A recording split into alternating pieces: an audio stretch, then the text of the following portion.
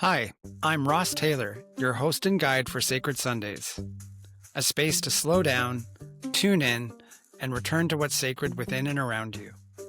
I'm also a life coach who supports empaths and sensitive souls, guiding them on the journey back to self-acceptance and inner alignment.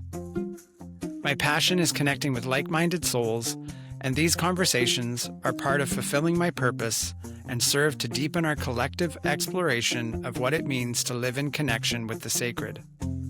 Some weeks you'll hear a sound-based offering to open the space, other times we'll simply begin in conversation. However it unfolds, this is an invitation into presence, connection, and the beauty of the unseen. If you enjoy these conversations, please subscribe, rate, and share so others can find their way here. So pour a cup of tea, settle in, and let's begin. Today on Sacred Sundays, our guest is Brandy Cox. Brandy is an integrative counselor and spiritual medium whose work bridges emotional connection, somatic awareness, and intuitive trust. Based on Vancouver Island, she supports individuals in reconnecting with their inner wisdom, reclaiming their voice, and moving through life with greater alignment and self-trust. Brandy's approach blends trauma-informed counseling and embodied awareness, creating a grounded and expansive space for healing and transformation. She is passionate about helping people understand their purpose, honor their lived experience, and follow the deeper guidance of their inner compass. Welcome, Brandy. So great to have you on Sacred Sundays. Thank you so much, Ross. It's a pleasure to meet you and to be here today. And Brandy is actually going to start by sharing an arriving meditation with us. So I'll hand it over to you, Brandy. Thank you so much. I wanted to share this moment of arrival as an invitation and an offering to others, and a little bit of an invitation to myself as well. It's my first time being here on a podcast, and I feel like I need this too. So I'm just going to invite everybody to maybe arrive with a breath. And whatever quality of breath you have right now is absolutely perfect for this moment. And just inviting you wherever you are, whether you're sitting, standing, hopefully you're curled up in a cozy spot, and just invite you to soften into this moment. And it feels comfortable to let your eyes close, or you could just gently gaze at what you're noticing in the room, just letting your eyes relax and your vision soften. And just inviting a slow breath in and a slower breath out.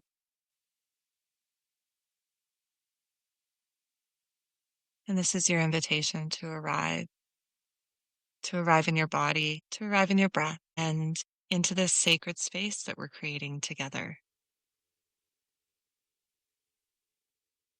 And I just invite you to notice the spots of your body that feel supported beneath you.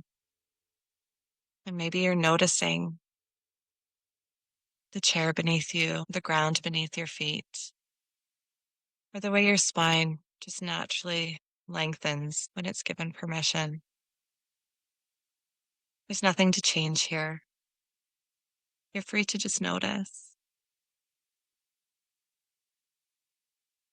You may notice the temperature of the air on your skin and how it feels to be in this room, in this moment.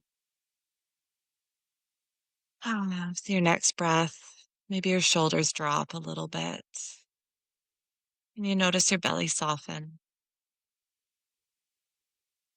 And if it feels right to you, just inviting a hand on the heart,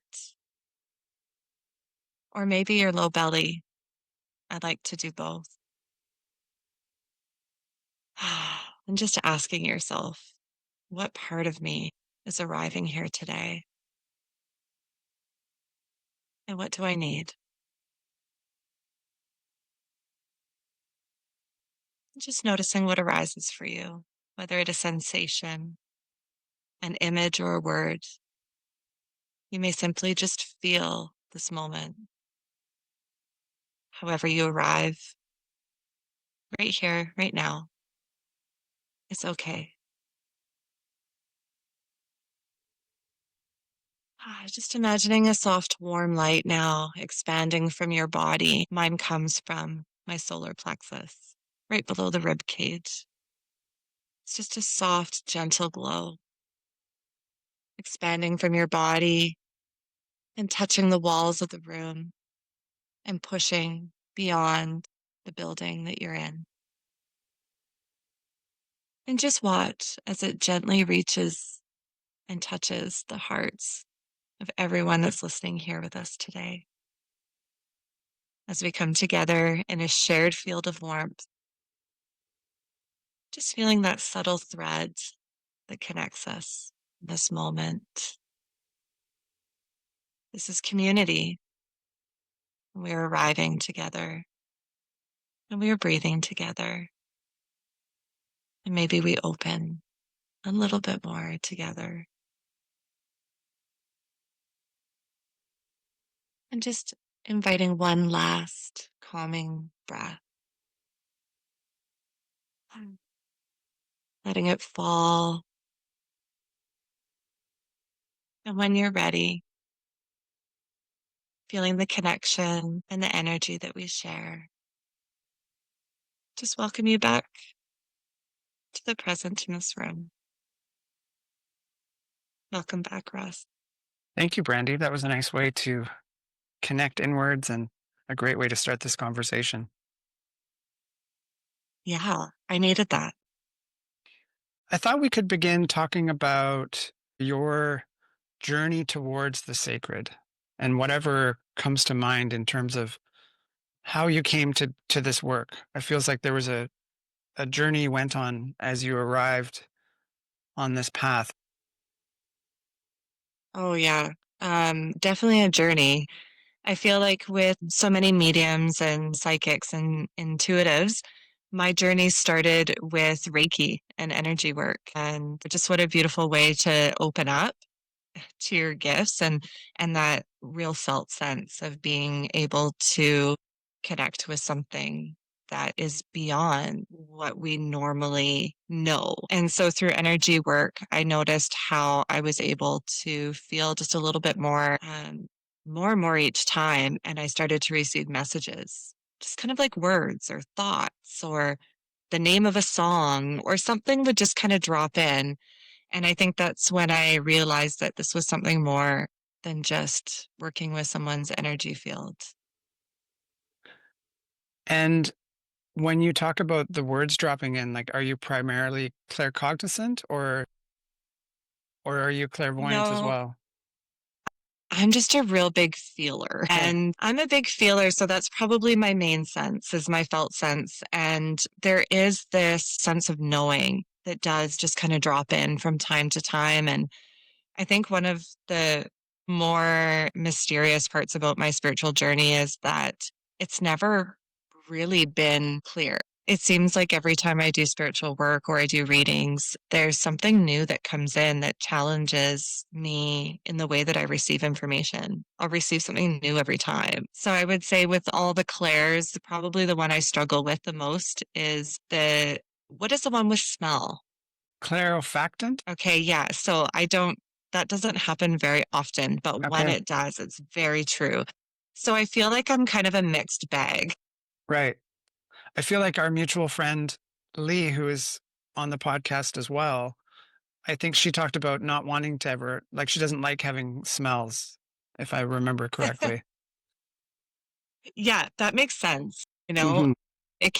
Some of these senses can feel pretty powerful. And like I said, when I get a scent, it is really strong and true. So maybe that's something to be grateful for. It doesn't happen so often if it's not a pleasant smell. Totally. And you entered in through energy work and having these messages. What's your why? Like, I imagine that over time you started to get clear on what motivated you in this work. And then you went on to become a counselor. So it's like, what is your why? What gets you up in the morning to do this work?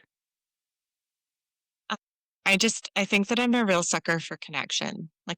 I've always really wanted to be a part of something. And I was invited into this into this realm through my friends, being invited into their circle. And it felt really good to be connected to other people in that way, in such a Mm. deep and meaningful way. And I almost like couldn't get enough of that. And so this connection really drove me. And then when I realized that I could expand on my gifts and work on them, I started signing up for classes and growing my gifts. And that connection just became deeper, and it just felt really rewarding to be able to sit with someone in such a sacred space.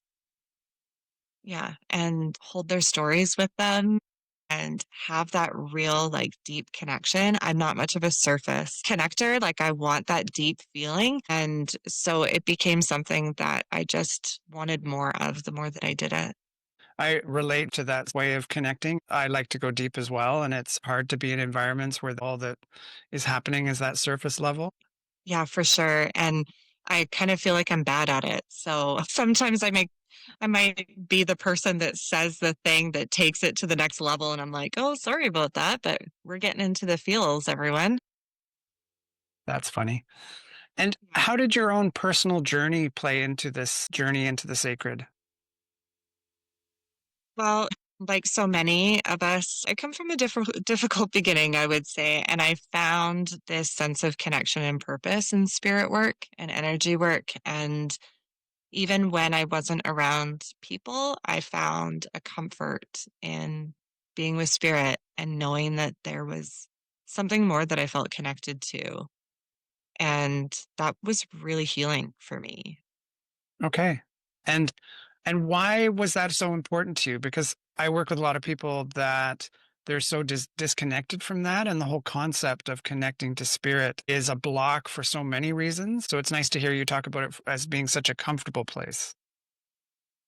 Yeah, I would credit this probably to my teachers and like mentors and influences that I've had around me and showing me a real light and soft side of spirit where it's felt comforting. It's felt nourishing. It's not felt like something I wanted to protect myself from or move away from. Often when we talk about spirituality, like I know I worked for years in addiction, and there's a lot of focus on reconnecting to spirit through some of the programs that are offered.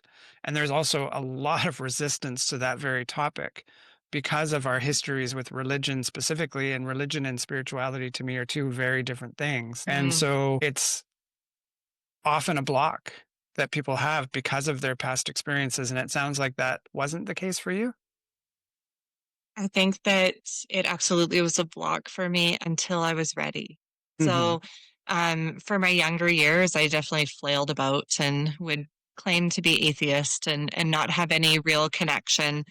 And I think that when we meet people who have a resistance there, it's an indication that more safety is needed. Sometimes if we don't feel that safety, it's really hard to open and trust. Hmm. So, what I notice is that when I'm able to feel secure and feel safe, I feel freer to Right. experiment and practice and connect. Okay. F- What kind of things have you done for yourself to build that connection with your inner world? Uh, Well, community has been a really big one. So, Yeah. being in circle, I know that we mentioned Lee, and I was in circle with Lee and some other friends. And I know we have another mutual friend, Nicole Powell. Hmm. Yep. And she was my first real teacher to help me feel comfortable and safe in connecting to spirit and connecting to others. I'd Hmm. found a really safe space in circles with these other like-minded people. And so that was yeah, that was crucial to being able to trust and lean in to learn. I facilitate circles as well and groups, and so many people have fear around being in a group. And yet, from the other side of it, it's like there's so much. I can only call it magic that happens because we're witnessing each other. We're realizing that we're not alone. We're realizing that other people have the experiences we have. And so it's like this bond that happens in these kind of groups that it's hard to communicate how that plays out. And yet, I imagine there's a lot of people out there that are like, not for me, which is, it's kind of sad because there is so much that can happen from those groups. Yeah, absolutely. And this kind of takes me into the counselor mind where I start to kind of roll into my education and go, yeah, because co-regulation, like Right. that's what we're doing. We're co-regulating and we heal when in community with others. We heal in connection with others Hmm. and we heal in the present moment. And that's why circle and groups and community is so important if someone is experiencing fear, because it actually brings in, if it's the right space, it brings in exactly what's needed to move beyond that fear. And there's the other part of me that knows that there's safety needed to be able to lean in, to be able to Totally. let yourself connect with others that again, it's kind of like the first stage in like in counseling. If you're going to do any kind of trauma work, your first stage is safety and stabilization. And so I kind of see this parallel with circle. Without safety, you can't lean in and you can't reap the benefits. And sometimes that's an internal safety Sure. that one needs to come to. And sometimes the next step is okay, now I feel internally safe and I'm ready to move on to maybe take a chance to connect and be safe with others. And that's such a big topic in and of itself. And I'm Hmm. curious, how do you show up to create that safety? What are the unique ways that you think you show up that helps to create that safety for others?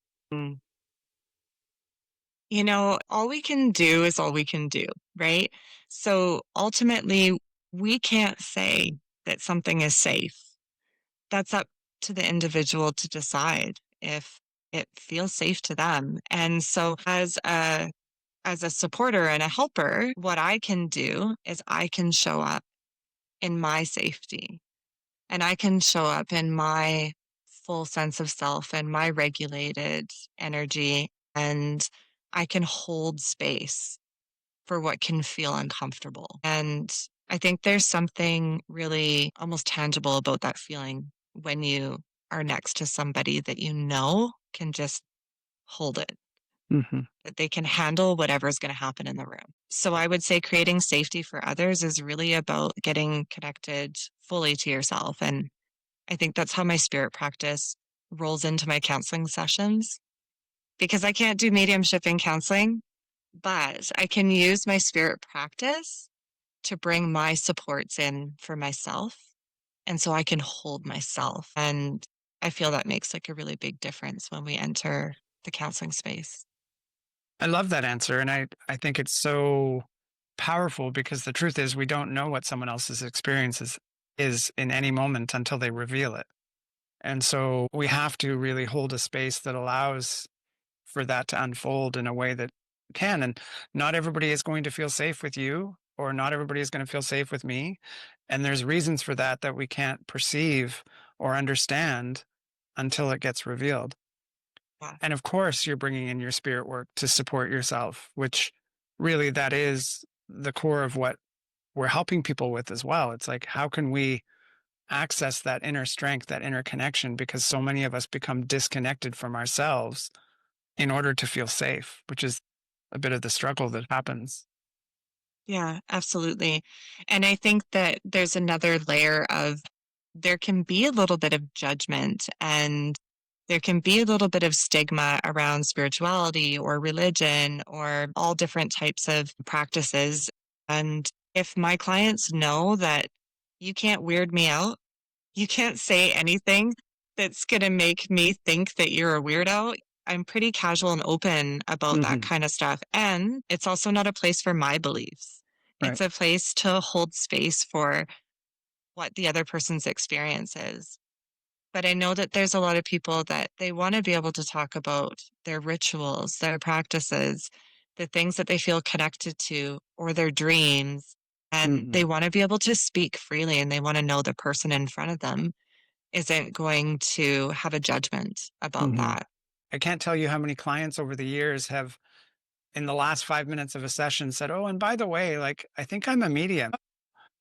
It's this sort of like throw it out at the last minute kind of thing, right? Because it is something that people doubt about themselves, these gifts that are showing up and how to use them and how to connect with them and how am I going to be perceived? And I think in the work that we do, we provide a safe place for that to get revealed. Yeah, absolutely. And I have to laugh when you mentioned that, just dropping this big piece of information towards the end of the session. I feel like that's how people create safety for themselves too, because it's like, oh, this is right at the end. So I know that if I feel uncomfortable, I can leave in a minute. That's right. Yeah. Depending on how this is received, I'm just going to leave here and then I don't have to deal with this. But yeah, there is stigma and I think that it is starting to change. Mhm. And one of the positive things I've seen in social media actually is people being able to have a platform to share and create this community and share their practices, whether it's like their witchcraft or their meditation or their mediumship, whatever it is, there is this platform to share freely, and I feel like this is kind of taking some of the stigma away. And we're definitely in the midst of a shift that is occurring and allowing those things to come forward in a way that they haven't. And I witnessed, especially here on the island, there's so many people here offering these gifts and offering their spiritual practices. And you can't really go anywhere without running into it, which is amazing given the need that is out there for this work. Absolutely. The Cowichan Valley especially, like I live in the Cowichan Valley and we have such a concentration of mediums and psychics and intuitives and healers and it's just such a powerful place. And like you were mentioning that not everyone is meant for everybody. So, how important is it to have all of these options and that you can go and see one medium and then you can go see this Reiki practitioner and you have all of this support available to you. And if one person doesn't work for you, well, there's more to choose from. So, I feel like that's a big shift too with things getting more kind of normal, Hmm. right? Is that there's just more people putting themselves out there and offering as well. Yeah. I wanted to jump back to something you said earlier because it's something that I'm really passionate about. And I feel like you probably are as well because you mentioned it. And you mentioned co regulation, which is about the nervous system and polyvagal theory. And when I encountered that information, I think I came across it through a podcast and I was just like mind blown. I was like, oh, here it is. Here's the thing that we all have in common that unifies us, that explains our experience. And on some level, it feels like the solution to many things. It's hard to articulate really because it's kind of radical, but this is work that's still fairly new in terms of coming into the self-help realm and coming into counseling, for example. There was a lot of time taken before it could get into, because I think it was 87 that Stephen Porges first shared polyvagal theory. And then it was later that someone was like, wait a second, this really applies to counseling and helping people to work with themselves. And I'm just curious what you want to say about the nervous system work and your beliefs around it, if you will. Yeah, this is one of my favorite topics is somatic therapy. And this education has helped me so much in my readings as a medium and in my work as a counselor. So to know that our nervous systems are speaking to each other before we can even have a thought, that these messages are coming from our body to our brain to create thoughts is pretty much the opposite of what we had been originally told. I've learned all my life, your brain tells your body what to do. And the reality is only 20% of the messages to yourself come from your brain. 80% come from your body and your nervous system. So if we're only working with our thoughts and we're only talking about story and we're not getting into the body and we're not acknowledging how the body feels and what your nervous system feels, what your gut feeling is telling you, all of those things, if we're not acknowledging that, we're only doing 20% of the work. And um, to be able to bring it all together, it just brings a whole new level of healing that's Mhm. available. Oh, that's so true. And it flips the script, right? Because we've been taught to be more on that mental realm. And Yeah, this is all about the body. And I'm aware of that 20/80 rule. And once you realize that, it's a game changer. absolutely. Yeah, if your thoughts aren't really doing so well today, to check in with your body, be like, did I eat? Did I drink water? Did I move? How was my sleep? And you Hmm. start to understand yourself a little bit more. So I feel like understanding the nervous system and using somatic therapy to bring about body awareness really helps to shape your mental awareness and your mental health as well. I mean, of course, we can retrain our brain and create new pathways and new ways of thinking, but like we talked about, that's part of it. So the other part really is tuning in to what does my body say right Hmm. now? And what am I noticing when I'm with this person? I'm feeling a certain way. And what's that about? Yeah. And getting curious and kind of going a little bit deeper. And yeah, and is this a story that's familiar and how old is it? And Hmm. or is this something that is new and I need to pay attention to today? Because Yeah. sometimes we get stuck there too in just an automatic response to an old story. So yeah, getting in tune with the body to get familiar and go, oh, this feeling's coming up again. And I know that it's connected to something different than what's happening right now. Yeah, and that's information. And the body has so much wisdom and information that we can't access from up here. And it Mhm, makes me think of a couple things. One, Deb Dana is a teacher who I love to follow in terms of the mhm, nervous system. And she says, story creates state. So it's like if we have a story playing out in our mind, it's influencing how we feel in our body. And the other piece that I love about polyvagal theory is neuroception, this idea that we're constantly scanning. And this is happening as part of our autonomic nervous system. We're like a radar system, scanning for cues of safety and cues of danger always. And that part of us can be picking up on things that we're not aware of and creating a state in our body that we can't connect the dots about what that's about. And yet we saw something that relates back to something that happened 20 years ago and we don't know that, but we're feeling anxious and we don't know why. And so it's right, that neuroception that can create that experience. And it's just wild to imagine that that's happening, but it makes sense because of course we needed to have that kind of programming to survive the way we used to survive. But we're now in a modern day situation that doesn't require that level of perception exactly. And so we're mhm, reacting to a nervous system that is thinking the threat is a bear that's chasing us when we're not actually being chased by a bear.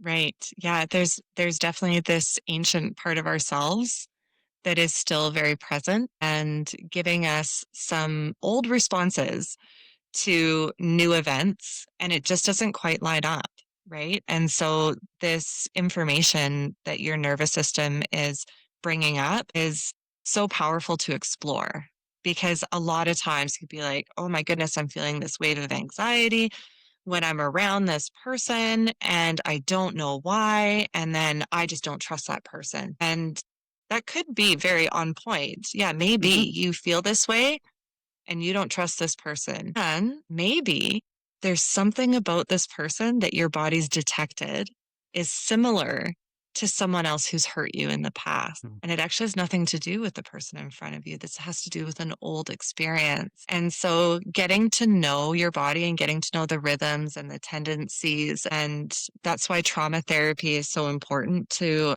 work with the body and somatics and go beyond the story because we can have a trauma at one point in our life and then our nervous system can just detect that threat in other places and we can get confused and think it's a threat right now. And when we want to get into the habit of asking ourselves, is this an old protection? Is this still needed right now? Or does this just feel familiar? What do I need right now? Totally. Yeah. Earlier, you mentioned working with clients and going to this place of like supporting them to trust their gut. And I thought that was interesting because it feels like a place where these two worlds that you walk in cross over. I mean, when we talk about this inner knowing that we have, it's like, yes, it's something that we all have access to. Whether we can access it, that's different. However, in a world that we're so in our heads, we can become disconnected from our bodies. And so I'm just curious about how you hold that place of connecting, because when you say gut, I think you're talking about intuition. And so how do you support people with this way of working intuition that might cross over those two worlds? Like, what does that look like for you? Yeah. So this is really interesting because when I first started learning about somatics and the nervous system, I actually started to question like, am I psychic or can I just feel what's happening outside of me? Am I just like really connected to this Right. nervous system? Am I hyper vigilant? And I don't know if I've completely answered that for myself yet. I kind of go back and forth. I'm like, oh, is this just me being really connected to my nervous system and knowing what I'm getting from it and being able to receive these messages really clear? Or is this like spirit intuition? And I think it's okay to not always know the answer, but to have this idea that if my body is speaking to me, it's for a reason. So if I'm getting a thought or a feeling or an image, it's for a reason. And it could be a magical reason or it could be a mundane reason, but there's usually a reason why we feel the way that we feel. And I feel like trusting your gut, trusting your intuition, your inner wisdom, that inner knowing, it can be as simple as, say you're walking out the door and you're like, I need my coat. And they go, no, no, it's sunny out. I don't need my coat. And you go outside and you leave the house and then you go, oh, man, I should have brought my coat. And it's like that part of you is giving you a message. I should bring my coat. And you dismiss it and you kind of carry on. And how many times have we had that? Like, I knew it. I knew that this was going to happen. I had a feeling this was going to happen. And so the way that I like to invite people to build their intuition is to start by listening to those little voices. And if you bring your coat with you and it doesn't rain and it doesn't get cold, that's okay. Because what you're telling yourself and your body is that I trust you when you Mm. speak to me. And every time you trust yourself, that muscle of intuition grows just a little bit bigger. And it's okay to be wrong. The fact is, it's more important to trust what your voice is telling you and lean into that and listen to it.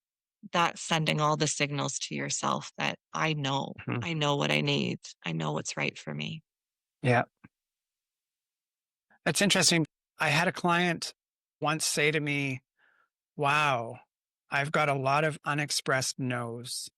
And I thought that was so powerfully stated, but at the same time, somewhat tragic, right? Like all these no's that I didn't express. And that's what we become disconnected from is we do that for safety because of the situations we find ourselves in. And yet it is a part of us that is asking us to listen. Yeah. Yeah. It is a part of us that's asking us to listen. And I'm a firm believer that if it was safe to do so, you would. Mm, And if it's not safe to do so, you'll do what you need to do instead. right. And there's no wrong way to do that. And to hold a place in your body of unexpressed no's, I agree. That is very tragic. And what would be more tragic is to kind of go the rest of your life without realizing that and Right. holding it. And so I feel like this is where like that compassion piece comes in too. It's like it's okay if Hmm. you had a feeling about something and you didn't act on it. It doesn't mean that you didn't know. And it doesn't mean that you didn't look after yourself.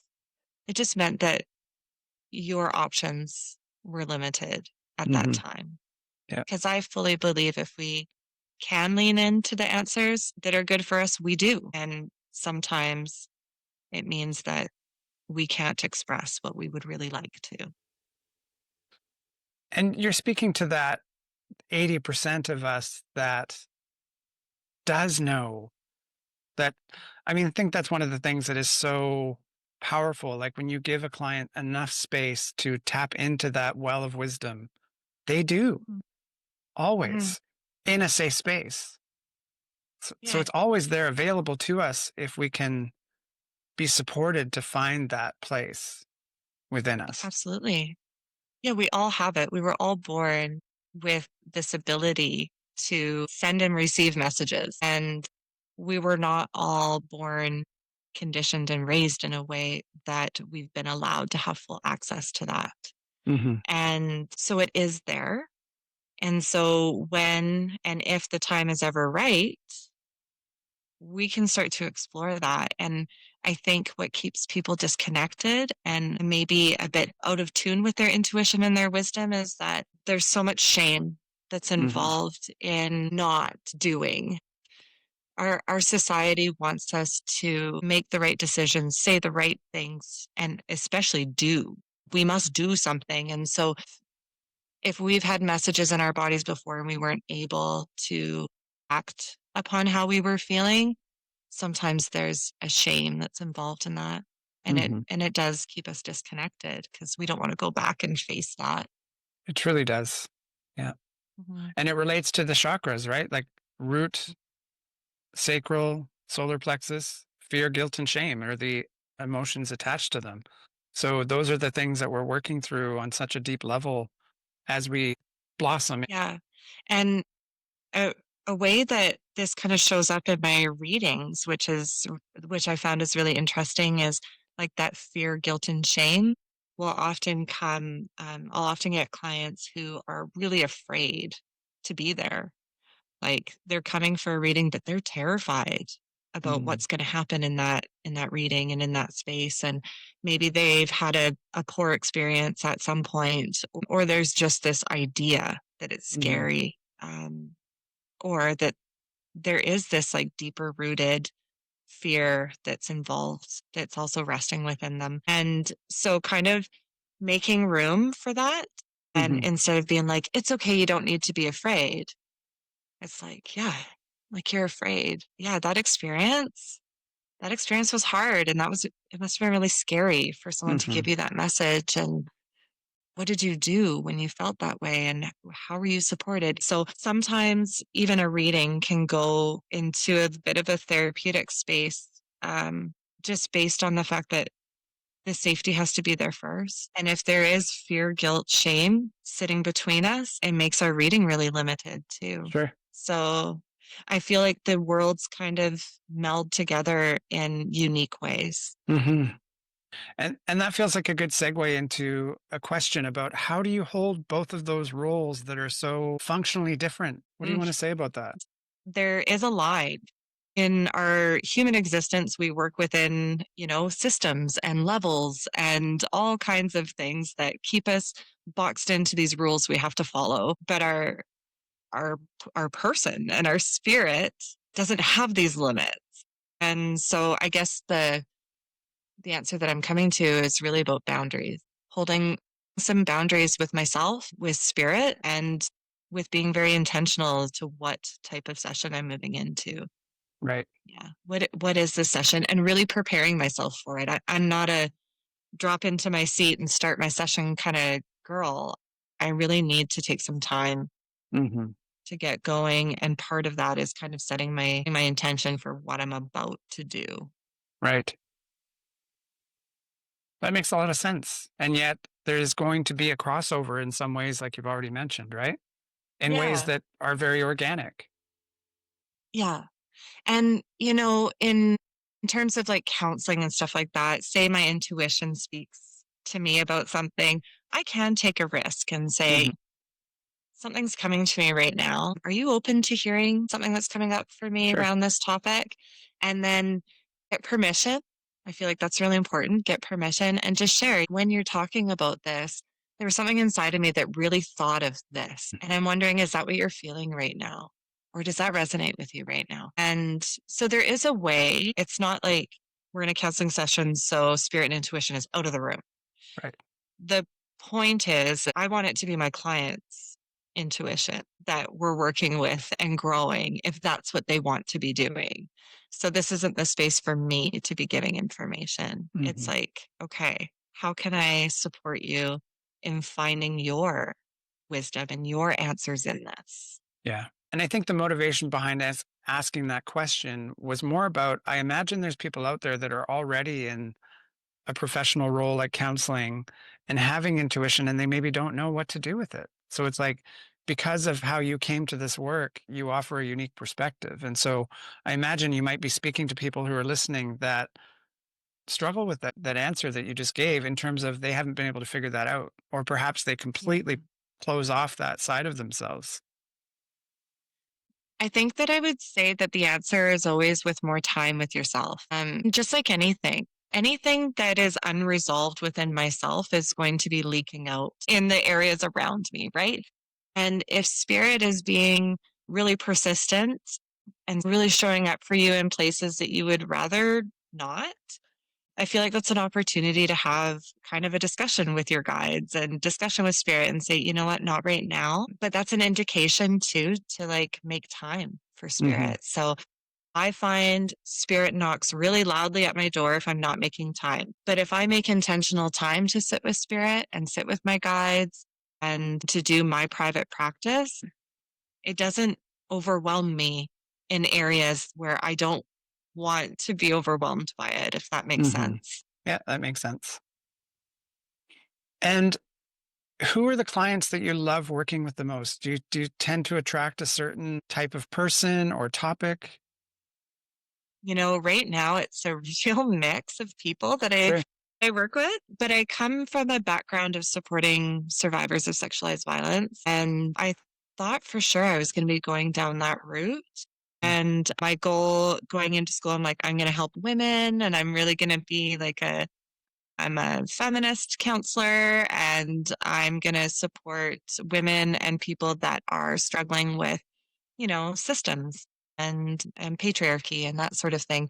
And then I was really pleasantly surprised to see how much I love working with men. There is a Okay. whole wave of men that are kind of coming around to wanting to learn the language of emotions. And there's been a real disservice to some of the male population where maybe they weren't raised in a way that they even had the language to know how to express themselves. And working with these people is so rewarding and so exciting to just see people get more connected, any person, but particularly a person who's kind of been told this isn't okay for you, to be able to break down some of that stigma and to be able to get past that shame and start to see the excitement that comes from someone getting more and more connected with themselves and feeling more safe in their presence and in their relationships. Yeah. And we share that because I have been running men's groups for the last 12, 13 years. And it's amazing to see men showing up and doing this work. And it is happening. And I mean, we could have a whole conversation just about that. But I Right. love that that's showing up for you and it's definitely support that is needed out there for men. So I'm glad to hear that you're doing that. Yeah, absolutely. I'm loving it. And there's a whole wave of single parents, like single Mhm. dads, that are wanting to support their children maybe in a way that they haven't been supported. Mhm. And just seeing that tiny version of themselves sitting in front of them, they're like, this is really important Mhm. work that I Yeah. I need to work on myself because I really care so much about my child and Sure. I want them to feel supported in every way. Working with men has been a really exciting avenue for me in counseling. And then also any way that I can help people feel their personal power and get in touch with their intuition and really like support people in being able to step into their space that's Mhm. theirs. I feel really passionate about that. I love that. So this feels like a good place to pause and close the conversation. And I always like to close the conversation with a question, which is what's one simple way someone could connect with the sacred today? Mm. I think that anytime that we do slow down we connect with something sacred, whether it's the sacred beat and rhythm of ourselves or the wind in the trees and what's happening around us on the planet in a peaceful moment, or whether it's a moment to slow down and listen to what spirit might be dropping in for you. I think the answer is usually slowing down anytime that you get a chance to slow down, especially in this busy world. Just take a moment to yourself in whatever you do that feels calming. I always feel like the answer is inside, it's within, and it's in this moment. I love that. And it's so true.